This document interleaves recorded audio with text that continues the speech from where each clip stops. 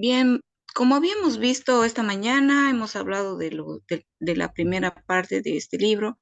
Bueno, que la división la he hecho yo, ¿no? Para poder explicarlo. En síntesis de lo que hemos hablado esta mañana,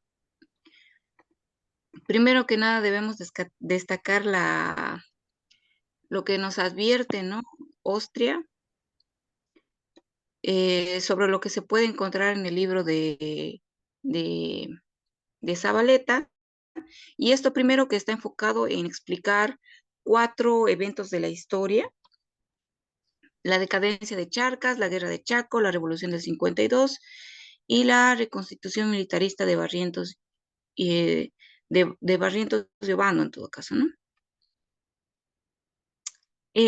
Lo que vamos a ver aquí es que no hay una precisión cronológica, ni tampoco de lugar, ni tampoco de tiempo, ¿no? O sea, no vamos a encontrar eso en ese libro, no es a lo que se quiere enfocar el autor, sino más bien explicarnos la realidad nacional, cómo se vivía. Por eso dice que la historia es subjetiva y por eso dice que la historia está viva, al menos por el caso de que la historia puede ser construida y utilizada como instrumento político, y además de ello que sirve a la colectividad para, para hacerlo parte de su identidad, ¿no? Hace una diferenciación entre la conciencia colectiva, bueno, y en esta parte nos habla de que, bueno, el que ve de lejos ve mejor, en otras palabras, ¿no? Nos habla de la capacidad de los historiadores de ser objetivos y los problemas de objetividad que han tenido los países al hablar de su propia situación.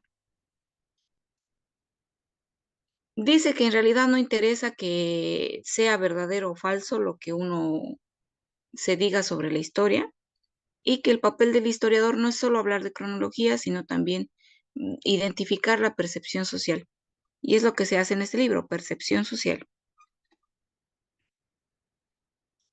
¿no? Eh, esta parte no sé si les expliqué, creo que sí, ¿no? Que ser clase implica un destino manifiesto y una voluntad de ser. Nadie es lúcido cuando su soporte clasista no le dan elementos para hacerlo, ¿no? O sea, la clase tiene sus elementos. Primero hay una voluntad de ser parte de algo y también de tener el soporte de ese parte de algo para ser incluido en ello. Es lo que estaba diciendo. En el caso de nosotros, no teníamos en sí algo definido al respecto. También nos habla de los hábitos, los códigos y prejuicios que conforman la cultura política. Em,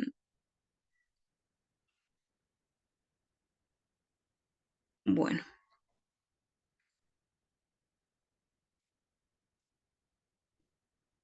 bien, aquí igual nos explica que las creencias antiguas no son las únicas, sino que se construyen los recuerdos.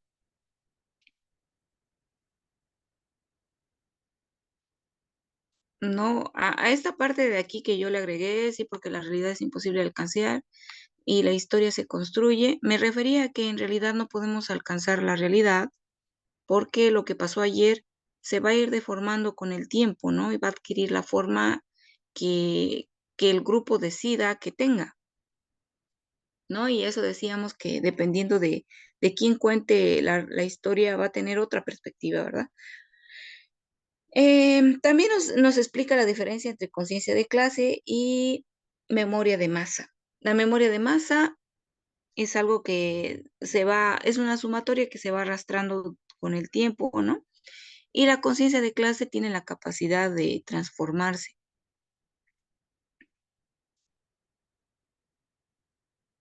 Además, ya que los recuerdos están vivos, que ya lo mencioné, la historia es múltiple y depende de diferentes planos. A todo esto se pregunta si existen diferentes planos de la historia, ¿dónde está la convergencia de la historia? Dice, ¿no? Y bueno, ante esto se nos explica que no olvidemos que la imagen de una historia común cuyas circulaciones concéntricas terminan por atraerse en un mismo nudo, está infinitamente asociada a la consideración del Estado nacional. De los acertijos de todas las corrientes ideológicas bolivianas. Ahí es donde se concentra el todo, ¿no? Cruzamos provocativamente un poco más lejos. Zabaleta nos ofrece una eh, candente imagen de múltiples historias y no una historia lineal y uniforme. Y además que era imposible hacer una historia lineal y uniforme, dada nuestra diversidad, ¿no? Eh, Bien, también nos habla de esto de la superestructura, ¿no? Del basamento en el que se forma nuestro país. ¿Qué consecuencias tiene para esto nuestro análisis? La singularidad de las formaciones sociales y lo diversos de la combinación de sus planos históricos exige para Zabaleta abandonar la idea de una retórica una teoría universal. No hay algo universal en Zabaleta, no existe un conjunto de categorías y de diseños metodológicos de validez universal, sino que este es un punto genoseológico central. No hay aproximaciones nada más. La historia de los 100 años de Bolivia será por fuerza entonces la historia de un puñado de crisis, aglutinaciones patéticas de una sociedad. Desde nuestra fundación vamos a ver, ¿no? Que tenemos esa crisis y como dice aquí, lamentablemente las críticas que se le hace a Zabaleta es que no hizo hincapié en la participación indígena en este libro, sino que la visión de indígena la retoma únicamente por marcados alzamientos y levantamientos. También explica eh, el periodo de la democratización y el papel de los indígenas en la consolidación de la democratización. ¿Qué más? ¿Qué más? ¿Qué más? Bien, y se advierte que también lo sustantivo, y es el punto que hemos querido subrayar en estas páginas, es que Zabaleta Mercado actuó siempre como un historiador del presente, como alguien que conoce fehacientemente como lo advierte Leopoldo Sea en su momento, en sociedades pluriétnicas no es verdaderamente posible hacer historia porque por suerte lo que llamamos el pasado es siempre contemporáneo. Y así termina la introducción de Gustavo Rodríguez, Austria. En las consideraciones generales uy, de, de Zabaleta, pues bueno, volvemos a lo mismo, que resume muchas de nuestra mayor tragedia, digamos, la que hubo en el Chaco, como que estábamos propensos a luchar por el poder, como algo que se justifique el matar o morir, ¿no? Eso es lo que destaca. Bueno, y en este primer apartado nos habla de la memoria histórica. La memoria histórica en su capacidad de involucrar emociones, como el caso del honor, que fue nuestra situación. Esto nos hizo pensar que solo había una sola salida, era un conflicto más de tipo emocional, ¿no? En el que se involucraba eso. También se pregunta por qué dos países tan pobres como Perú y como Bolivia y Paraguay se enfrentaron en algo así. Em, y bueno, la respuesta es que fuimos presionados por situaciones emocionales y el cúmulo de nuestras anteriores desgracias. Dice, antes hay un análisis que se realiza sobre el pasado del que venimos tanto Paraguay como Bolivia.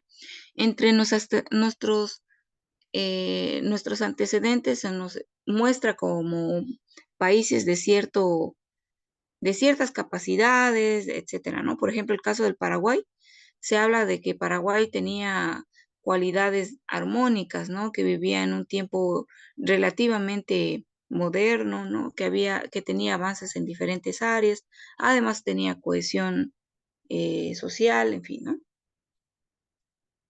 Aquí, por eso se nos advierte una vez más que lo que importa es cómo se ve un país en su memoria.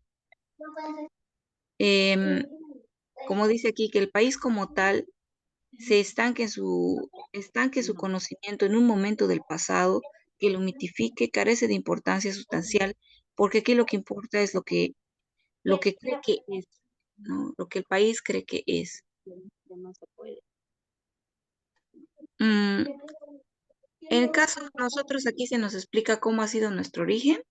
Sabemos que venimos del Virreinato de La Plata, pero antes del Virreinato del Perú, antes de que existiera el Virreinato de La Plata, nosotros formábamos parte del Virreinato del Perú con la audiencia de Charcas.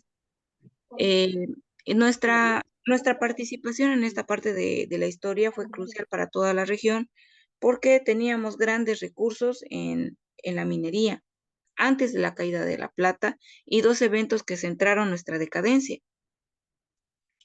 Después, cuando ya aparece el Virreinato de La Plata, se nos hace parte de ese virreinato, pero hay que destacar que antes del virreinato de su existencia estábamos nosotros primero. Todo esto se explica por qué. Porque antes Charcas tenía un prestigio notable dentro de la región y de hecho eh, tenía por el mango, pónganse, el movimiento económico de ese entonces. Las decadencias de nuestras dos naciones se analizan en este libro. En el caso del Paraguay, eh, bueno, ya, aquí hay otras cosas que influyen en nuestra decadencia y una de ellas fue que los países de la periferia, que estaban más al contacto con el comercio, aquellos fueron, pónganse bendecidos por ciertas potencias, como fue el caso de Inglaterra, ¿no? En el caso de Argentina y Chile, estas fueron bendecidas por la influencia Inglaterra, que fortaleció sus naciones. En cambio, nosotros ya habíamos corrido con una mala suerte, ¿no? Eh,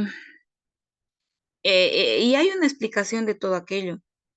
También se explica aquí cómo fue Paraguay surgiendo, ¿no? ¿Cuál fue la razón por la que, bueno, más bien el antecedente de Paraguay? Se habla de cómo formó su ciudad, ¿no? Cómo formaron sus provincias, los beneficios que tenía en aquel momento. Eh, Dice que además era un país construido bajo la modalidad de las misiones, a diferencia de nosotros, o bueno, la parte hegemónica de nosotros, que estaba por el lado de La Paz, Oruro, Potosí y Cochabamba, digamos, que eran lugares que, que tenían un diferente proceso de dominación y de aculturación, pónganse, ¿no? En el caso del Paraguay, era más unificado debido a la forma en la que ingresaron estas misiones jesuitas, que además eran religiosas y la forma en la que fueron colonizados, ¿no?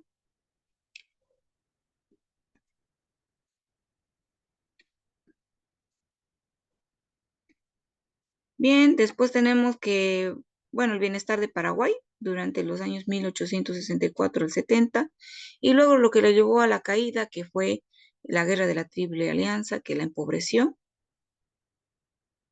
y ese fue el antecedente para luego poder enfrentarse con nosotros, ¿no? De eso es lo que iba arrastrando, a eso es lo que menciona Zabaleta como memoria colectiva.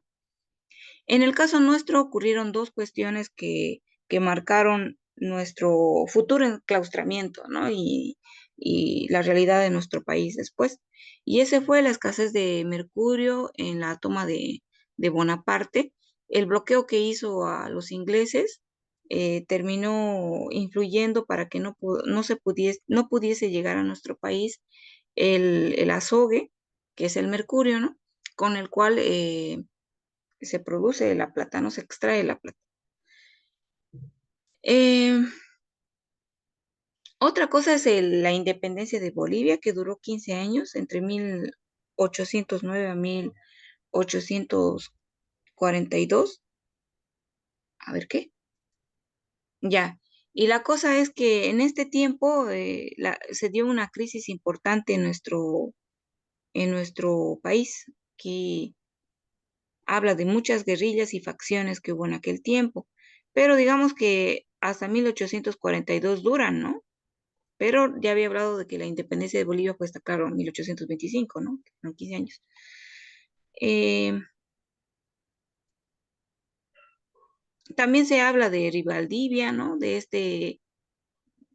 este argentino, podría decirse argentino, bueno, responsable, representante argentino, que no quería tener relación con Bolivia y que además era discriminador.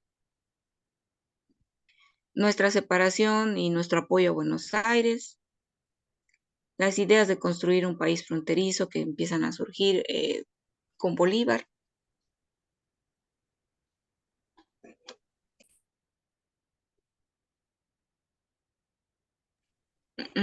Ya, dice que esto era algo que nadie quería y luego lo veremos en Santa Cruz, ¿no? Era geográficamente invisible, constituida de suerte de democracia, de guerras y logística y todo. Ya, después tenemos el doble carácter del país, que viviríamos todas las inseguridades según el autor. Eh, una paranoia que se despierta y bueno.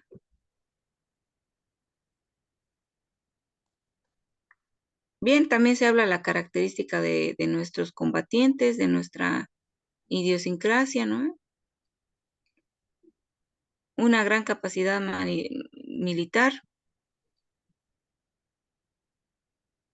No, eso no tiene que ver. Bueno, también se habla del engreimiento de Charcas, como habíamos visto. Ya había una idea sobre lo que habíamos sido como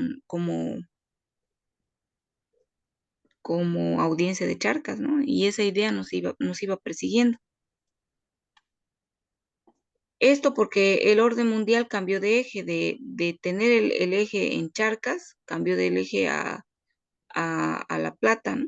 Al Río de la Plata, a ese sector. Dice además que por el tipo de relaciones que se mantenía, estábamos condenados a estar en guerra con el pueblo siempre. También se habla de estar cegados por la costumbre. Después de Charcas pensó que solo la independencia, o sea, la vanidad con la que pensó su independencia, su engolamiento, su autoadoración, solo puede explicarse como la patología de una clase superior que no había trabajado jamás y que se había acostumbrado a un eje de las cosas solo porque sí. El proyecto de Santa Cruz habla de que Santa Cruz tiene como dos posibles eh, influencias, ¿no? Una de su necesidad de reminiscencia por el Imperio Inca, dado que él tenía descendencia aymara, y también el proyecto que él pensaba conforme a la nación. Veía nación como una enorme conformación del Alto Perú y Perú, y este proyecto y lo que significaría para el resto de países, como otro intento de recuperar el poder de la oligarquía.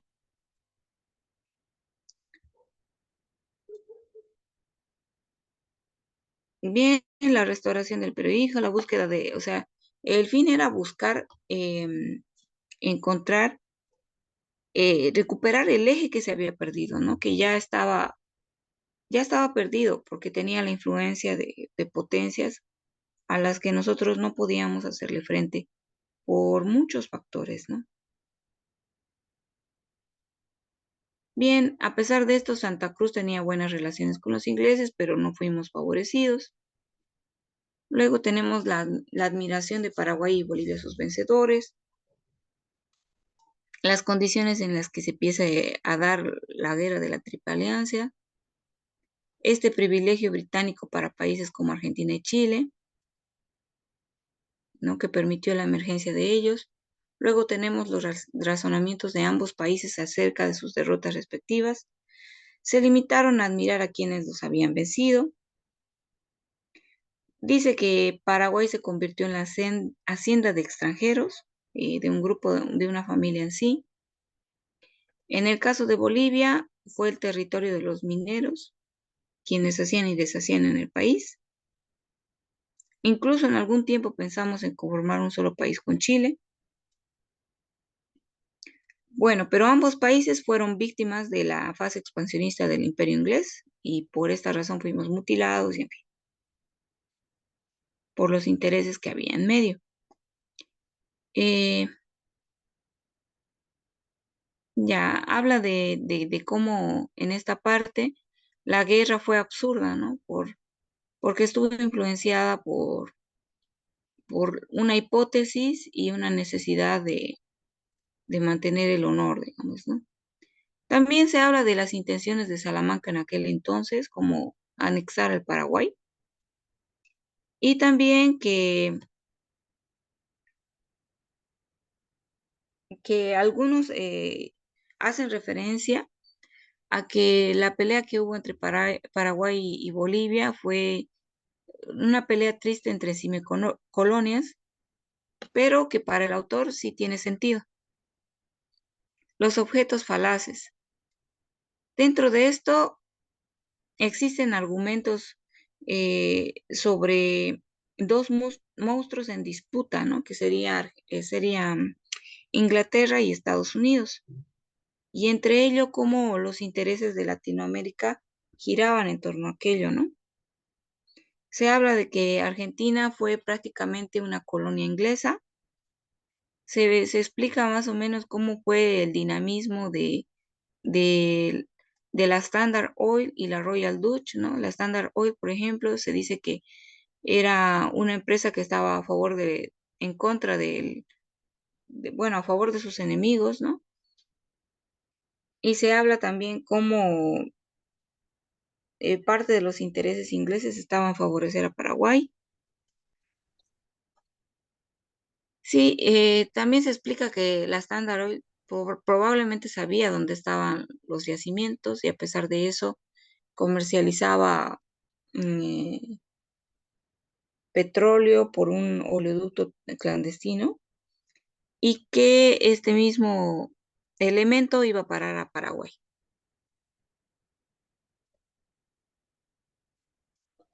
Y hasta aquí nos hemos quedado. Em, Demostraron que no hay otra cosa que su alcance estatal real sobre un territorio vacío sin obtener ninguno de ellos lo que estaba buscando. Al terminar de la guerra, ni Paraguay ni nosotros encontramos lo que estábamos buscando. Paraguay no encontró las reservas que buscaba y Bolivia no anexó al Paraguay y así que no logramos lo que queríamos. Un segundillo.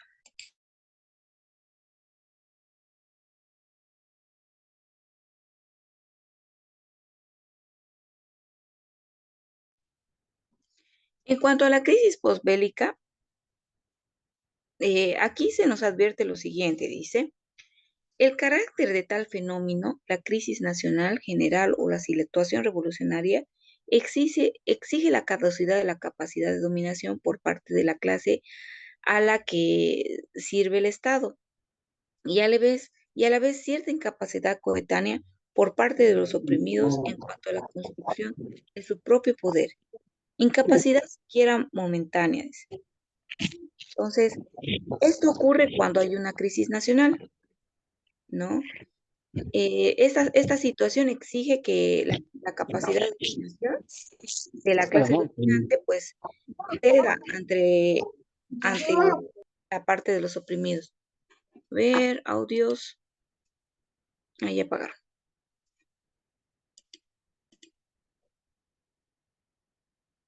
Bien, sin embargo, esto no ocurrió en la Guerra del Chaco, dice.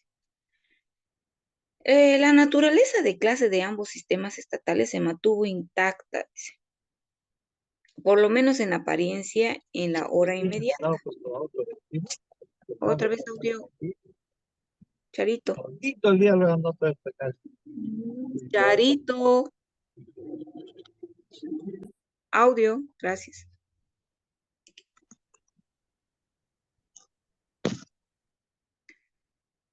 Bueno, y aquí vemos cómo Paraguay sí presentó una tensión nacional por el peligro de la pérdida de su independencia, ¿no?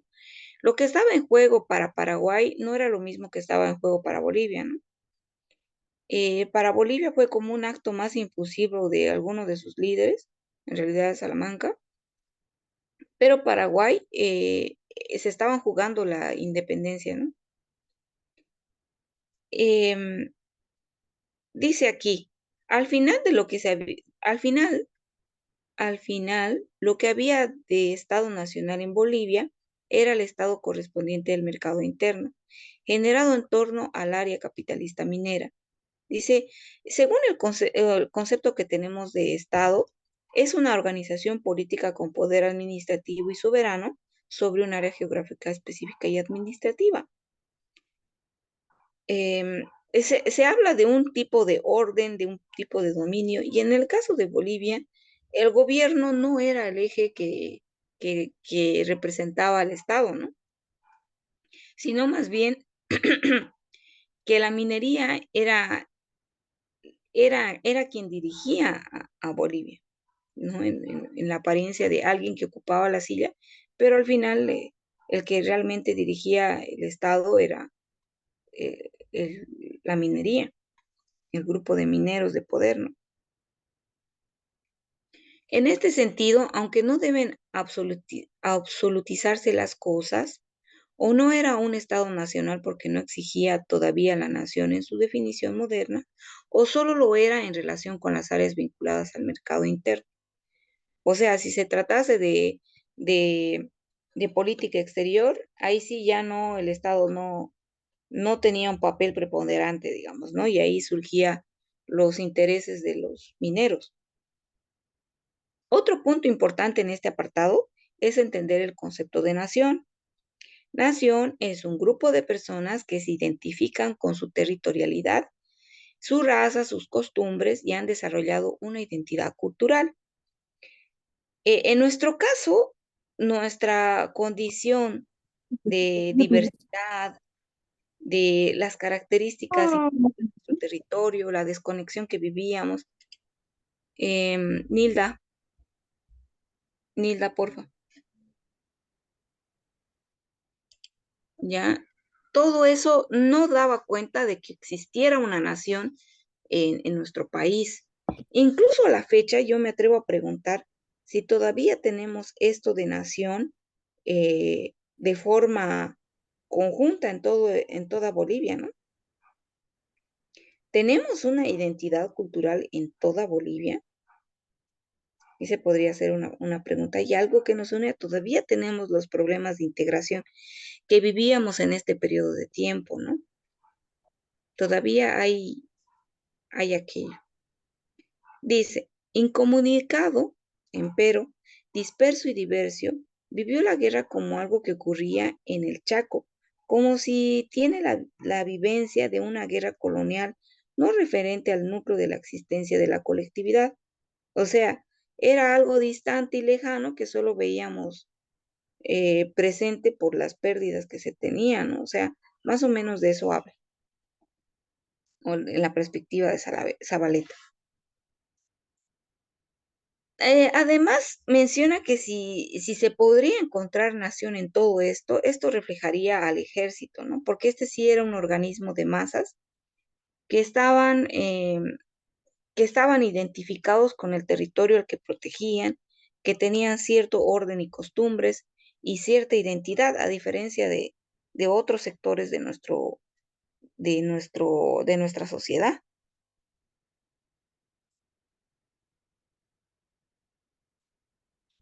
Dice, ¿no? Para mantener la paz liberal había sido suficiente hasta entonces el ejército de la retórica montista, que era la ideología del Estado.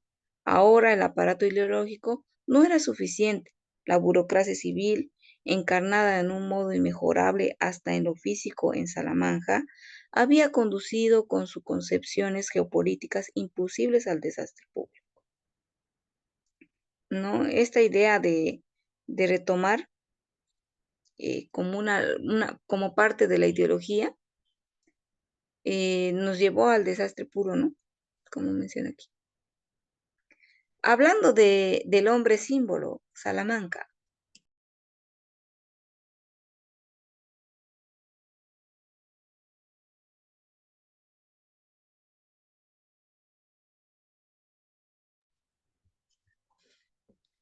Bueno, el autor encuentra dos ciclos militares. Menciona que, como dice, ¿no? Es aquí dice que se inaugura por la lógica de los hechos que se producían unos a otros, lo que puede designarse como el primer ciclo militar en el poder político boliviano de este siglo. El poder político se centra en el ejército, pero eso no significa que las contradicciones desaparezcan, sino que pasan a manifestarse allá donde se ha concentrado el poder. Entonces tenemos un primer ciclo militar. El poder del ejército tenía las contradicciones que hemos mencionado en el anterior apartado, ¿verdad? Entonces el ejército se convirtió en un escenario de la política. Esa es una de las grandes contradicciones porque eso no es parte del objetivo del ejército, ¿verdad? Pero sin embargo, el ejército se convirtió en la escena política de nuestra historia. En el segundo ciclo militar, en la fase termidoriana de la Revolución Burguesa, se puede observar otro ciclo militar. Dice. Bueno, hay una parte no me acuerdo dónde está, pero se refiere a los militares como mercenarios. ¿Esto por qué? Porque estaban dispuestos a gobernar a favor de los grupos que lo necesitaran. Entonces estaban parcializados y solo respondían a un grupo. Ya dentro de todo esto también está incluido Salamanca, porque recordemos que Salamanca era un terrateniente. Dice, este era el heredero culminante de una cultura mórbida, que era resultado de la servidumbre y el aislamiento de la cultura de clase superior del país, de gente que no había trabajado nunca por muchas generaciones y desde el principio una cultura, en fin, provinciana, abigarrada, arrogante y ciega. Esa era la representación de Salamanca. Pese a que Salamanca fue considerado como el hombre símbolo, porque para su clase social, para su grupo oligárquico, en fin, Salamanca era considerado una persona admirable por las cualidades de inteligencia y, en fin, ¿no? Convicción, todo eso. Entonces, este de aquí podría llamarse el trasfondo de lo que representa Salamanca. Algo que destaca el autor es que él considera que Salamanca sí amaba a Bolivia, ¿no? Pero amaba a Bolivia desde el punto de vista que le permitía su clase. O sea, en otras palabras, la Bolivia que su clase interpretaba. Y aquí yo les puse este proverbio chino que dice, solamente los peces no saben